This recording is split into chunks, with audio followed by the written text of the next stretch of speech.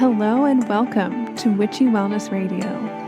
I'm your host, Lauren Chalantani, women's holistic health coach and fellow recovering perfectionist. This podcast was created to show you that your body is not in the way. It is actually leading your way.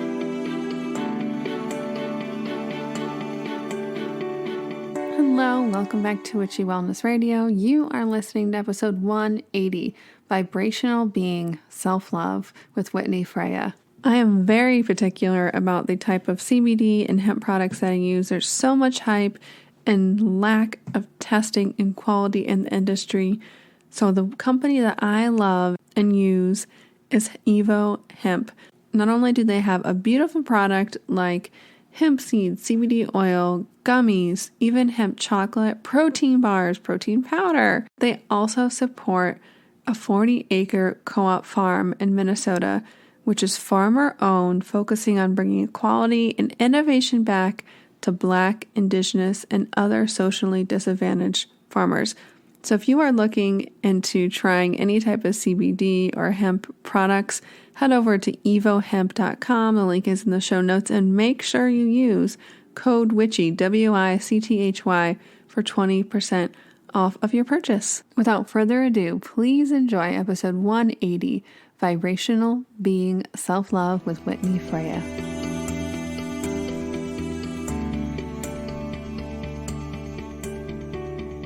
Hello, everybody. Welcome back to Witchy Wellness Radio. Again, I'm your host, Lauren, and this is the show you learn how your body and emotions are not in the way, but they are actually leading the way. And today we have the amazing Whitney Freya on. She is the author of 3 books about living an inspired life, and her latest, 30 Days to Unstoppable, Be the Dream Made Visible. She teaches alchemical online courses to a global audience who is interested in learning how a sacred painting practice can transform their lives. We can connect more with her at whitneyfreya.com, which is in the show notes. I am so excited to talk to Whitney. Welcome to the show today. Hi, Lauren. Hi. Oh my goodness. I love the title of that book. I mean, the tagline, Be the Dream Made Visible. Yes. That is such a simple but powerful statement. I mean, that could just be the whole podcast, is just right? Be the dream. I know. And it's funny because not everybody goes to that subtitle, which is my favorite part too. And we could talk forever. And that's the key, to being unstoppable. And in my career and lifetime, what has been really like the greatest gift is that like when I opened my art center in 96 in Nashville, Tennessee, I had 0 art background, like literally no art background whatsoever. And I had been a wannabe artist like my whole life. Since when I was 9, the art teacher told me that drawing wasn't my thing. Right. And so my 9-year-old self was like, okay, I guess I didn't inherit that DNA. I can't paint. I can't draw. And I was so envious of everyone who could. And so fast forward, and I was selling books door to door and desperately wanting to come up with the idea. Like I felt like I was selling books until I came up with the idea. And I'm reading a book called Zen and the Art of Making a Living. And in it, he says, unless you adopt an artist mentality, you won't be able to create the life of your dreams. And I was just, sold, because here I am selling books door to door, 4 years out of college, and I'm like, clearly life is a lot more like a blank canvas than a multiple choice test, right? So where does one go to develop this artist mentality? And in that moment, it was like, boom, it was develop the YMCA, like the gym for the right brain, for that creative hemisphere. And it was so clear. It was as if, the goddess spoke from heaven, like, this is what I want you to do, And so I opened this art center, and like, it was so connected to my dream, and that I'd always been a wannabe artist, but you don't normally go from, like the wannabe to owning the art center. I mean, I confuse the hell out of people. They'd be like, you don't have an art degree? You don't? I'm like, no, I'm following the, I was called to do this. So be the dream made visible is that allow the dream to come through you. Like, dreams need the physicalness to manifest it into reality. I mean, if the universe wanted people to start waking up to that creative self, the true creativity. And so they're finding a bunch of us on the planet who are open and, ready, willing, crazy enough, whatever. And so when I got it, I fortunately allowed it to come through. It wasn't always the smoothest process, right? But it felt like, and I described it to a friend, like I was being invited to hop on this train. Like this train was coming through, blaring its horn, and I was being invited to engineer the train, and I could hop on or not. And so right from the beginning, I had to get out of my own way because there was something bigger, and I wanted to be a part of that. So that's what I'm helping people to align with in the book, is this state of being where you can trust, when your heart's in the right place and you're wanting to serve and fulfill your purpose and all of that, that when you nurture an energetic frequency within and around you, you're approaching this from a place of wanting to serve. You can trust that those ideas and desires that come to you and take you over and light you up are like your divine assignment. Right? It's not about you having to do it all, and do you have the experience, and do you have the, everything, all the T's crossed and I's dotted. It's, are you willing to, co-create this vision into reality? And when you realize that you're just being given marching orders from something way, way, way, way bigger, that's when you can become unstoppable. And I didn't even put it all together, as far as the fact that I've basically been practicing that for the last 25 years, because there was no logical reason, that I should open an art center. So it's evolved since then. That was the beginning 25 years ago. So 25 years of practicing getting out of your own way and kind of following that intuition, helps. It leads to some interesting experiences. Oh my goodness. Wow. What a beautiful story. And that's why, I didn't even have to ask it because you already answered it beautifully. That's why I love asking, how did you get to do the work you do today? Because so many people, all the people have that inkling, the breadcrumbs, the message in the ear, the gut feeling to follow. And it sometimes it's one step, and sometimes it's lots of little baby frog hops, little frogger across the street. Yes, that's one of the teachings in the book, actually, around presence, about nurturing the energy of presence, like making sure that you are, what it's like to be present, and some of you listening might be like, oh yeah, right. I've been running around like a chicken with their head cut off, and I, raising both my hands here. So have I really connected to that present moment? Because often when we get these ideas, whether it's like, oh, I want to learn to do that, or I want to start this or create this, or, mend this relationship or whatever, we get all excited about the idea of this coming to fruition. And then we take a couple steps, and the distance between where we are now and where we want to be is so great, and there's so much unknown, and we get way ahead of ourselves, and we stop before we even start, so to speak. So in the present moment, it's a whole meditation on what is the very next step. And it's like, if any of that feels unknown or scary, or I don't know how to do that, there's a step sooner. Like it could be, I just need to stand up first, right? Or open up the computer, or go get my phone, right? And so practicing like just that very, very, very next step, because when we keep doing that, the very, very next step is always going to be right in front of us, and it's always going to be super simple. The problem is we expect to be able to like leap up the mountain and immediately be on the precipice, rather than understanding that it's going to take millions of steps to get up there. Oh my gosh, isn't that the truth? We live in a society and time where we want instant gratification. Mm-hmm. And for me, and I'm sure a lot of you can relate, getting excited about that creation process, right? And then for whatever reason, our subconscious or life or something gets in the way. And I've really tuned into the cycles of life and nature in that whole process. Even your menstrual cycle teaches you about this, of like, if you're really good at starting something, what are those other phases in that cycle? What wisdom can you glean to help you continually take the baby steps to, even if the next step feels scary and resistance, what's the step in between that? Like, I love it, like standing up or sitting down or whatever. That's a step, and count that as a win, because I think for me, my perspective of like, manifesting or law of attraction, you hear the word contrast, right? You feel like a lot. What this goal, this huge bank account or whatever is so far over here versus where I'm at here today.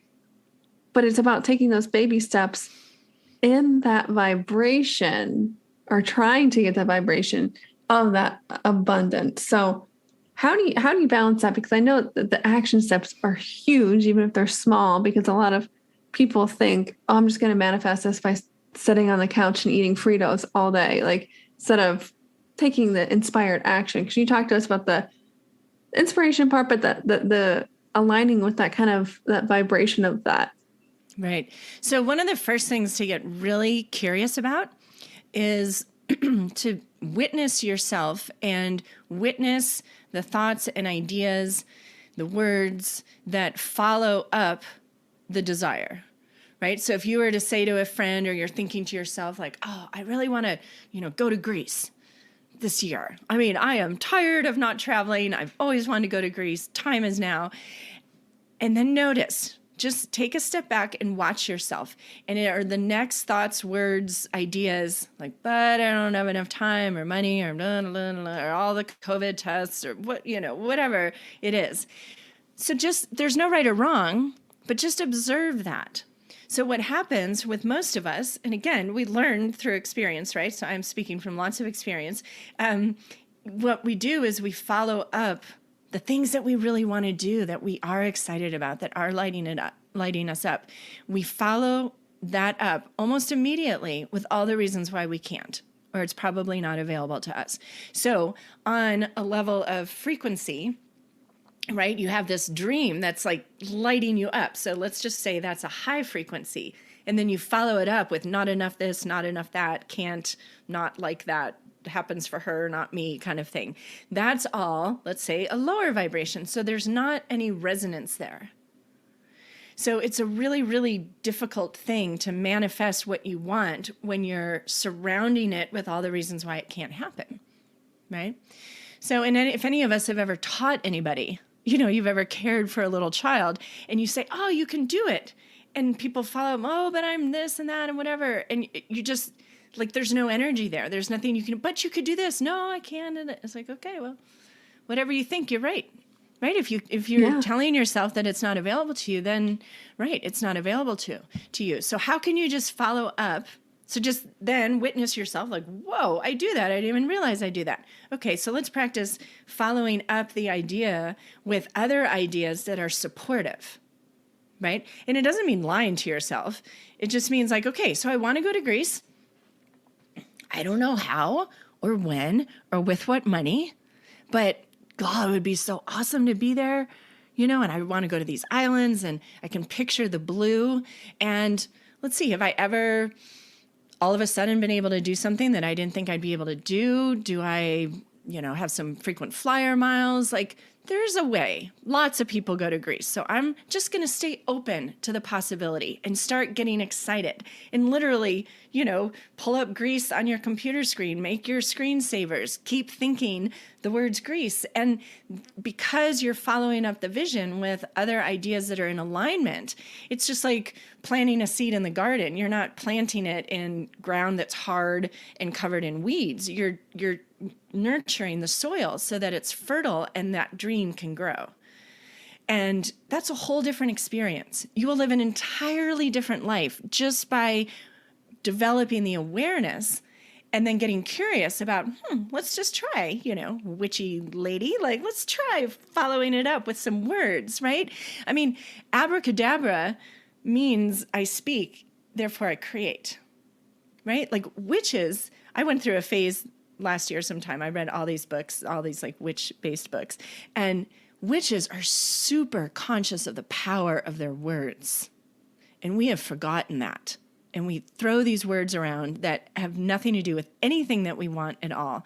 And it's not serving us. It makes things take way, way longer to manifest. You're constantly putting yourself down, right? Instead of getting curious. And I've seen so many people doing things that they never thought they'd do because they just opened up and learned to follow up the thoughts with words that were in alignment, in coherence, resonant with what they want. Oh, I love that trick. And for me, what stood out is, have other people gone to Greece? Have other people done what I want to do? That is it's like the 4-minute mile. If subconsciously or consciously, if somebody's done something or something like you want to do, you're like, oh, now I know it's, even though it's possible regardless, but now I know it's possible.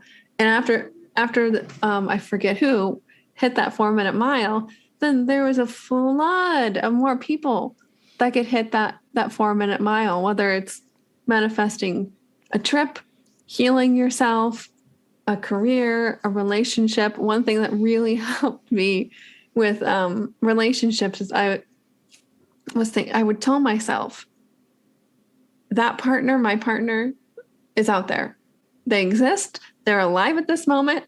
I'm like, I was in my late 20s, early 30s at the time. I was like, they're here. They're not yet to be born. I don't think I'm going to be dating somebody 30 years younger than me. They are here and they're real. And let the magic unfold.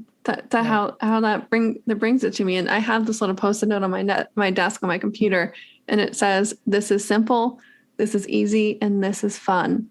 Yes, thank you. Yes, yeah, absolutely. And that's what when you do learn to pay attention to your emotions in your body, you can feel that like full body yes, right? Like that full body, like, woo, that idea, like the hairs on my arms just stood up and you find yourself super, super excited about it. That is information. And so much of the dis-ease in our culture right now is because we receive that aha, that inspiration, which comes from that intuitive, receptive, creative, open, feminine side of us that leans into the change and loves to birth new life, right? And then what we've been trained to do is go over and ask permission from our logical, linear, masculine, fear-based side. Like, I want to go to Greece. Can I? And this is so fascinating. The left hemisphere, which isn't just left, right, the brain is intricately complicated. And this analogy works. The left hemisphere is literally physiologically programmed to resist all change. It wants to keep you in the known. It wants to keep you safe. And it's responsible for the past and the future.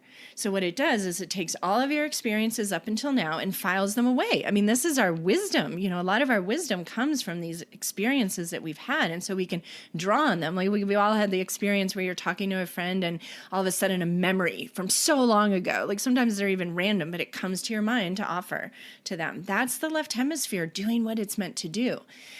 But when you ask it, can I do something new that I don't know how it's going to go, that may cost money, time, that I don't know if I have, blah, blah, blah, all it can say is no.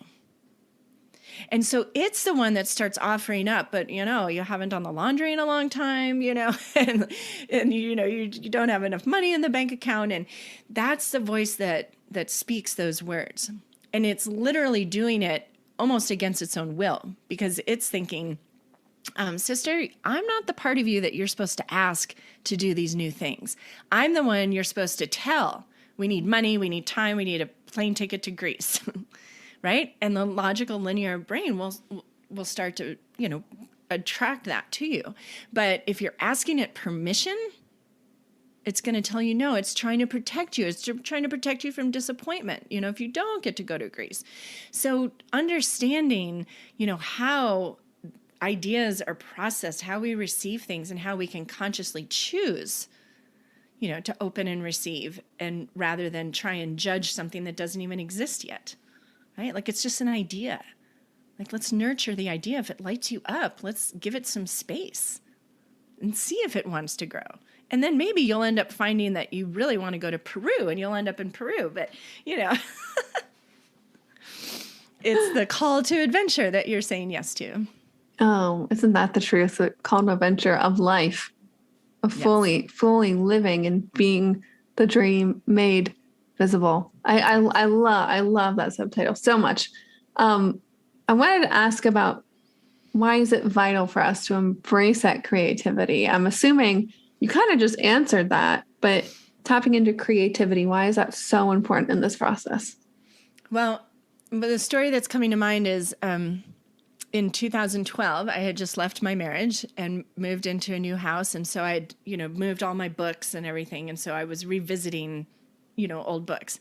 And at this point, I had started teaching online in 2009 and was training. I trained creatively fit coaches to help them, remember how to guide others into a sacred and personal painting practice. And the book, The Four Agreements by Don Miguel Ruiz, was a book that found itself into my hands again that I'd read forever ago. I open up the book, the very prologue or something right at the beginning talks about, where he gets his wisdom in the tradition, the Toltec tradition. And in it, he says the Toltec word for human is artist. And I had not, I did not remember that from reading the book all those years ago. And I was just like, God, it was like another one of those, this is why I'm doing this, because I talk about living as a life artist. And then in the book, he says, you all are artists. The art you're creating is your life. The only question is whether you're doing it with or without awareness. So we're all creating our reality all the time. And we haven't been taught, creativity. People are like, oh, I can't paint or draw. I can't even draw a straight line. I can't draw a stick figure. That's not what we're talking about. We're talking about your ability to focus your attention and intention towards that which you want to experience, that which you want to create, and how to create this environment of coherence where everything is supportive of this happening. And it doesn't mean you're in denial, right? It doesn't mean you're pretending you've got tons of money or time or whatever. You're just open to what is possible. And so this is so significant right now because we're living in a world that, dare I say, has been created without awareness, or the awareness of a very select few who have some very personal agendas. So what might happen when all of us remember that we're creating our realities with our words and our thoughts and our ideas, and we learn to speak and think into what we want and allow the discordance, the conflict, the tension to make it very clear for us, ooh, now we know we don't want that. I know I don't want to experience that. So this is helping me to understand more of what I do want. So I'm going to focus my energy there, right? So it's not about being in any kind of denial. It's just saying, allow what really fires you up and gets you in that righteous anger. That's information for you, right? Again, listen to your body and your emotions. If you're passionate about something that's wrong, okay, how can you be a part of the change that's wanting to happen? And it starts within, it starts with each one of us, and it starts with the simplest things. And that's the great news. And that's what we're all being called to do. Yeah, I think it's always darkest before the dawn. And I look at my life, the world at large, this timeline as an opportunity, calling us forward to wake up and say, oh, if I really do create my own reality, where does that belief fall short? Is it in my relationships? Is it in my abundance or my career, my health? Because it will fall short. This is the thing I say to myself wherever in my life where I'm hitting my head against the wall, what am I doing wrong? But that it's the same thing you said, I want to go to Greece. And then your mind automatically goes to, oh, I don't have a passport. And I've never traveled, all the reasons why you can't. Right. Where does that belief, I create my own reality, fall short? And one last thing, I had this quote pop into my head, so I had to say it. What you were speaking about was, in 5 years' time, surely you will arrive, but where? Right. And that's a Tony's Robin quote. And it's a beautiful representation. Are you consciously or unconsciously creating your life? Because you're always creating your life. Yes. Do you want to be that conscious creator? Absolutely. Yeah, absolutely. And so what I teach, the process, the sacred and personal painting practice, is a practice that makes visible how we create our reality. So the canvas in the painting process becomes a mirror. So if you want to learn more about how you're creating or not creating, like what that internal dialogue is, life will mirror it for you. But often it's, it can be inconvenient, right? When life is showing you where you're not in alignment. You go to the canvas, you're opening up, you're asking, okay, I want to witness my creator self. I want to witness myself as I create, into the physical realm, things that I want. We go to the canvas always to create something that we desire, that we like, that we find beautiful. We don't go to the canvas and be like, I really hate that and find it repulsive and ugly or angering, and so I'm going to go paint that. Like that's usually, for 99.9% of us, that would never be the case, right? So right there, that's information, right? You don't ever go and spend hours painting something that you don't want, okay? Let's just observe that in, the imagination, the internal paintbrush. Am I creating? Am I imagining? Am I speaking to what I want? And then at the canvas, you can observe yourself. You can observe the inner dialogue, the inner critic, that will come up.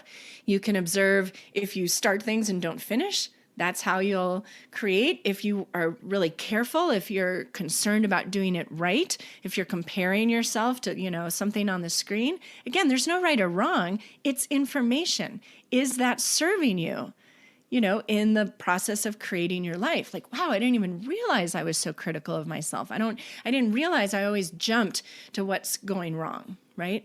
And so in my online programs, I'm helping people like develop this inner dialogue instead of like, oh, see, I suck at this. It's like, okay, what else is possible? What do you want here?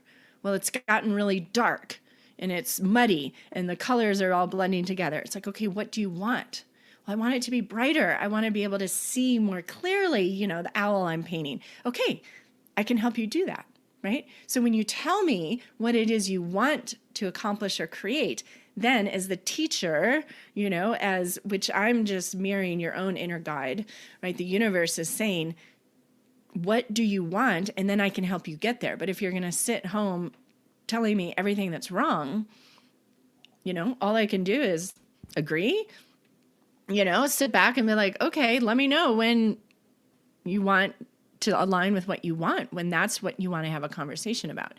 So the canvas becomes this mirror, and you can practice being wild and crazy if you're a perfectionist. You can practice making a mess at the canvas and witness yourself, break into a sweat or, just start like feeling so out of sorts. But what you're doing is you're literally disrupting your normal way of creating, right? Your normal, your default mode to protect yourself was to make sure everything's perfect. And it doesn't serve you in every aspect of your life. It serves you in some. It's not about perfectionism being bad. It's letting perfectionism serve you where it wants to serve you. And where it's not serving you, let's get curious about what can happen there instead. Is it being the wild woman? Is it being more intuitive? Is it going to the canvas and be like, okay, I'm going to paint a bumblebee. And then you get there and all of a sudden you see a snake. Paint the snake. Like sometimes things don't go the way you thought they would go, right? And observe yourself there. I was supposed to paint a bee and it's turning into a snake. Like, that's okay, right? On your trip to Greece, surely something isn't going to go the way it's planned and you're going to end up on a different ferry. You're going to end up at a different island, whatever. Maybe that's where you're meant to go, right? So it's just a fascinating, never-ending journey. And then once you learn about how you create, then you can choose, you can choose consciously how you create at the canvas. Then you can allow the canvas to become this literally a manifestation tool, a conversation. Like, this is what I want. So the next level of what I teach is how to take your goals, your visions, your dreams, and you paint them into reality. So you start with words, right? Like, I am in Greece. I am enjoying the sunshine. The turquoise waters are bathing me in just bliss. You paint those words onto the canvas. You paint the turquoise. You paint the word Greece. You paint I am there, and then you paint the beach, the cliffs, the dolphin, whatever it is that's going to symbolize for you Greece. And then you keep that in your space. And literally it's like I think of it as almost like acupuncture, energy work. These paintings are like beaming out this energy. In the book Power versus Force by Dr. David Hawkins, they did kinesiology studies, and they muscle tested people in front of original art and then the prints, and people tested strong in front of original art. So the energy that you put into the painting, the vision that you're holding as you paint, is literally contained in that canvas. And when you have it in your space, it's this constant, often unconscious reminder. Like, I'm going to Greece. Like, I wonder when. Like, maybe, who knows? But super excited, and it just kind of keeps you. I almost think of it as like those tubes we used to put in the gutters at the bowling alley to make sure your ball didn't end up in the gutter, right? It's like these paintings. Like, my house is covered with them. And the paintings keep you, like, remember, stay in coherence with what it is you want. And it's incredibly powerful. I still flip out. I mean, literally, I've been doing this for 25 years, and I get emails all the time like, Whitney, we're moving. I'm changing my jobs. I'm doing this. I'm doing that, and it's all because they got real with what they wanted. They spent time with it, and then they activated that creative frequency that instead of like, oh, I could use red, I could use purple. It's like, I could move here or there, or I could, right? So it's really incredible, and it's fun. And it's kind of witchy, right? Very witchy, which we love so much. And I'm literally going to this called Mystic Monday, a local cidery tavern place. We're doing date night there, and it's like mixed media. There's going to be crystals, there's going to be paintings and all this stuff. And I'm like over here thinking, oh my God, of course this interview with Whitney is perfect timing to prep me for this date night next week. This is going to be amazing. That's so fun. Yeah, I mean, it's just, life is an adventure, and we are literally here to remember how creative we are.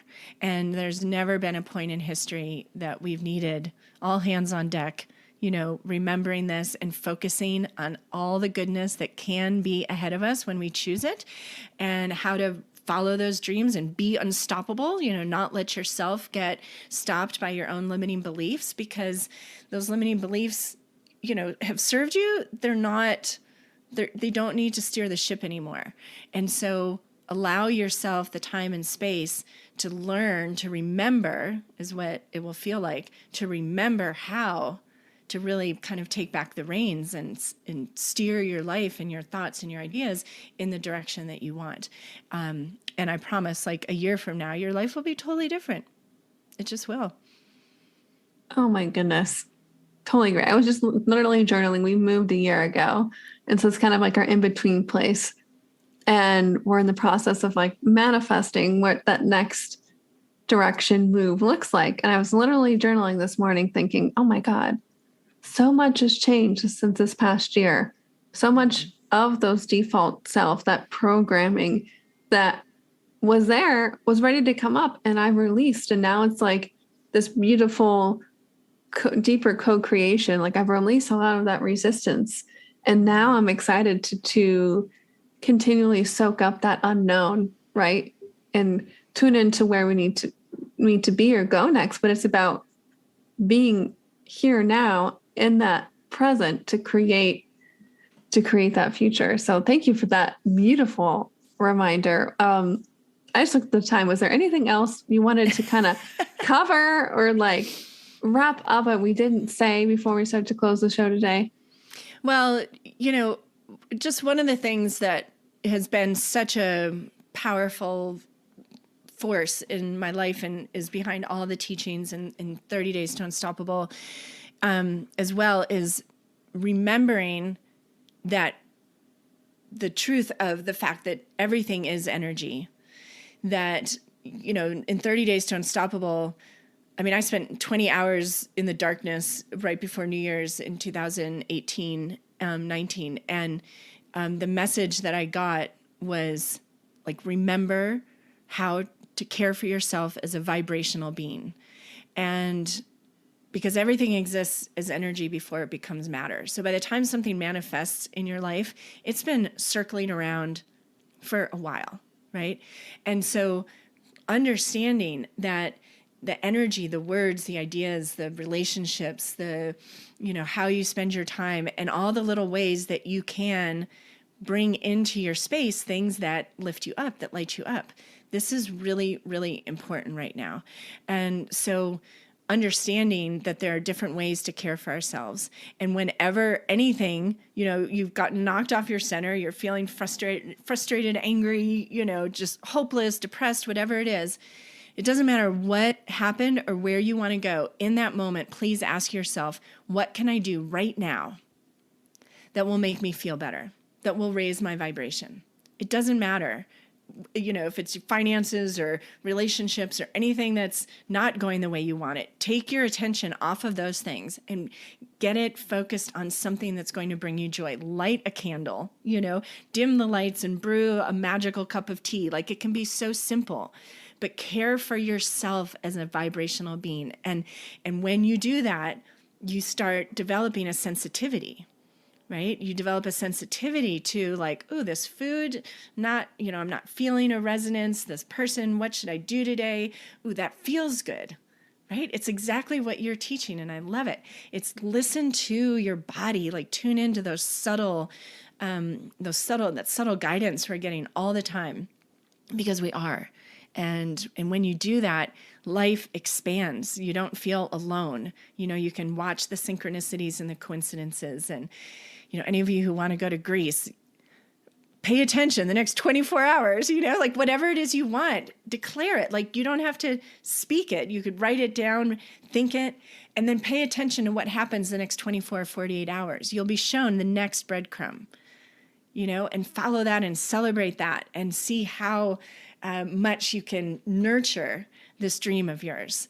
And I can't wait to hear. Like, reach out to me, tell me, let me know. Yeah. Oh my God. I just thought a small synchronicity.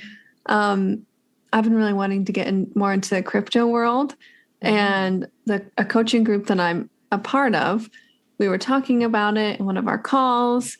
And then we shared a bunch of different YouTube interviews that we were, listening. That's good to understand it.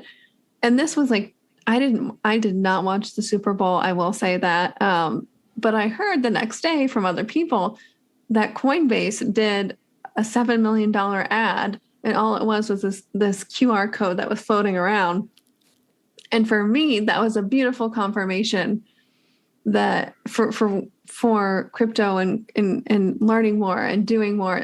Just things like that yeah, for some other person be like, oh yeah, it's a TV ad. But for you, you're like, wow, right. That's some confirmation there. Right. Absolutely.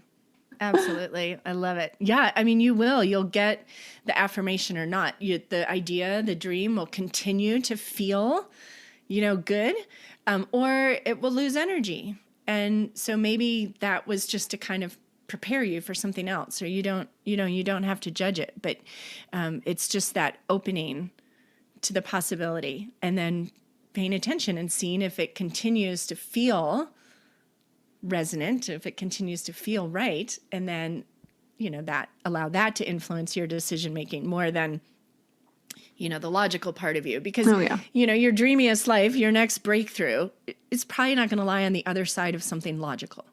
Exactly. That could have been the whole podcast. Your dreamiest life is not going to be from something logical. Mic drop on that. Well, thank you so much, Whitney, for coming on and sharing all your beautiful, creative, and witchy wisdom with us. Oh, I had so much fun. I just want to go to the store and get a canvas and start painting right now. Absolutely. Absolutely. I have a free course on my website. If you go to whitneyfreyastudio.com, and there's a life artist masterclass, and you don't have to paint or draw anything for this masterclass. I created it for those of you who are like, okay, I'm open. Like, what's she talking about? This life artist, creativity, frequency. So that's a free course that people can go and check out. And 30 Days to Unstoppable is also on my YouTube channel. The first 19 days I'm reading and painting to. So that's all free. So, there's lots of ways to get a little bit more information and take it from there. Oh my goodness, that sounds wonderful. We close every show the same way. Thank you so much again for your presence today and imparting that wisdom with us. How may we, the listeners, as a big hug of gratitude, be of service for you in return today, Whitney? Oh, that's awesome. Well, honestly, of course, go buy the books. Just go buy all the books. No, but here's what's coming to mind. I was just talking about this last night. So I have a vision. So if you all join me on this vision, it will help, right? So I have a vision, and maybe I don't have to be an old grandma, but let's just say I'm a grandma. I'm standing in the grocery store holding the hand of this 4 or 5-year-old. And this child starts noticing people in front of us in line have this kind of, gruff conversation going, and it's not very happy. And the child's just like, Grandma, what's wrong with those people? What are they talking about? And I'm like, oh, okay. So before we remembered how creative we were, they called it complaining. We used to talk about things we don't want or didn't like. And this child is just going to look up at me like, why would they do that? Right? Why would you give energy to something you don't want? I'm like, yeah, well, some people are still learning, but so literally complaining could be like, gah, are you complaining? No. Okay. What do you want? Tell us, where do you need to open? Where do you need help trusting? Right? Complaining could be a total thing of the past, like rotary phones. I could paint a rotary phone and put complaining under it and just be like, it's going to be a thing of the past. People aren't even going to know how to work it. So if you join me in that vision, it will come to fruition quicker, sooner, faster. Oh, I will be joining you today and every day. And you said rotary phone. I think phone booths too, as well. You could. Right. There's a YouTube video of 2 parents giving these 2 teenage boys a rotary phone and a phone number. And it's like, okay, you have 2 minutes to dial this number. And they literally, I think at the very end, they figure it out, but it is hysterical. I even remember as a little kid when we had rotary phones, and as a little kid under the age of 5, I'd be like, this makes no sense. If somebody created this is the most time consuming thing. But anyway, I digress. It is a thing of the past. And that's how we can join Whitney on this vision quest of co-creating our reality now, but in the future. And what you focus on grows. And it's from a neuroscience perspective, your reticulating activating system, RAS, that's literally how your brain, once you focus on things, it can be negative or positive, it will keep showing you what you focus on. But anyway, thank you so much, Whitney, for that beautiful visualization and possibility. It already exists out there, and I'm going to be tuning in with you. Yeah. Thank you. And remember, open up, surrender, trust, and let your body lead the way.